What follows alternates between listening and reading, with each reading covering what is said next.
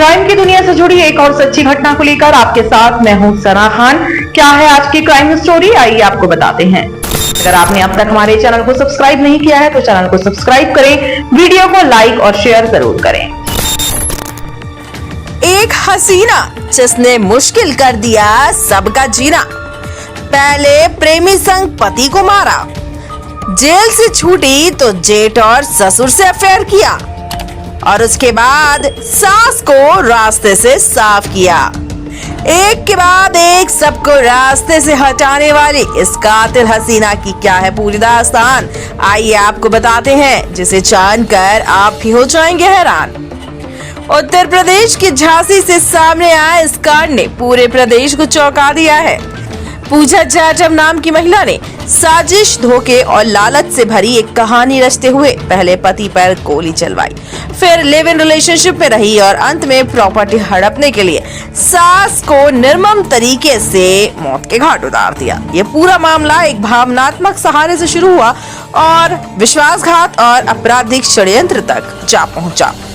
पूजा जाटव, जिसकी शादी 2014 में रेलवे कर्मचारी रमेश से हुई थी, दोनों के बीच लगातार झगड़े होते थे। इस बीच पूजा ने अपने पति पर जानलेवा हमला करवाया, जिससे वह जेल भी गई। ये घटना उसकी आपराधिक प्रवृत्ति की सिर्फ पहली झलक थी। कोर्ट में पेशी के दौरान पूजा की मुलाकात रमेश के छोटे भाई कल्याण राजपूत से हुई, जो खुद चोरी और लूट जैसे मामलों में आरोपी था। दोनों का रिश्ता गहराया और वे किराए के कमरे में लिव इन में रहने लगे और लगभग 6 महीने बाद एक सड़क दुर्घटना में कल्याण की मौत हो गई। कल्याण की त्रयोदशी पर पूजा रोते हुए ससुराल आई और सास ससुर के सामने खुद को अनाथ बताकर भावनात्मक सहारा मांगा। परिवार ने उसे घर में रहने दिया, बीएड में एडमिशन करवाया और कल्याण के एक्सीडेंट क्लेम की रकम देने का भी आश्वासन दिया। इस दया भाव ने पूजा को घर में स्थायी जगह दिला दी। घर में रहते हुए पूजा के संबंध अपने शादीशुदा जेठ संतोष राजपूत से हो गए। 3 साल पहले पूजा ने एक बच्ची को जन्म दिया जो संतोष की संतान थी। संतोष की पत्नी रागिनी ने इस रिश्ते को स्वीकार किया, लेकिन धीरे धीरे पति का प्यार पूजा की ओर बढ़ने से वह मायके चली गई। पूजा ने संतोष और ससुर अजय प्रताप को बहला फुसलाकर प्रॉपर्टी बेचने और ग्वालियर शिफ्ट होने के लिए बना लिया, लेकिन सास सुशीला देवी इस फैसले के खिलाफ थी। इस पर पूजा ने बड़ी बहन कामनी और उसके प्रेमी अनिल वर्मा के साथ मिलकर अपनी सास को ही रास्ते से हटाने की योजना बनाई। 22 जून को पूजा ने बेटी का बर्थडे मनाने के बहाने ससुर और संतोष को ग्वालियर बुलाया। 24 जून की सुबह कामनी और अनिल बाइक से गांव पहुंचे। पहले सुशीला को चाय पिलाई, फिर मुंह में कपड़ा ठूसकर हाथ पैर बांधकर उसे नशीले इंजेक्शन दिए और फिर गला घोटकर हमेशा हमेशा के लिए उसकी जीवन लीला ही समाप्त कर दी। इस पूरे कांड के बाद पूजा ने खुद को निर्दोष साबित करने के लिए नया नंबर लेकर परिजनों को कॉल किया।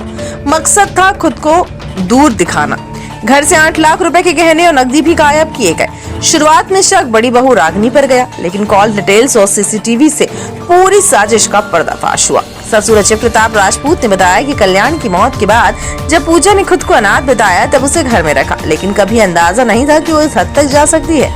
उन्होंने कहा कि ये बहू नहीं, राक्षसी प्रवृत्ति वाली महिला है और उसे फांसी मिलनी चाहिए। सुबह पूजा की कॉल, इंजेक्शन, कपड़े, बंधे हाथ पैर और गवाहों के बयान से केस मजबूत हुआ।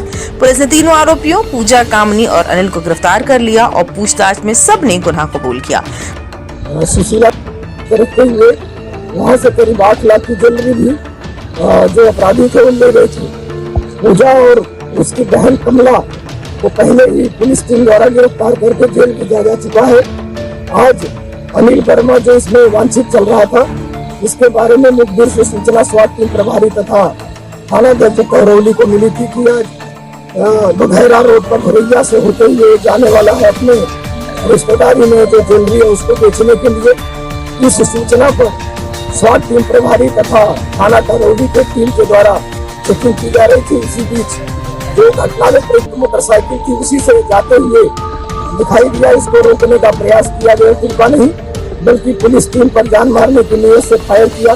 काउंटर अटैक में अनिल वर्मा के पैर में गोली लगी।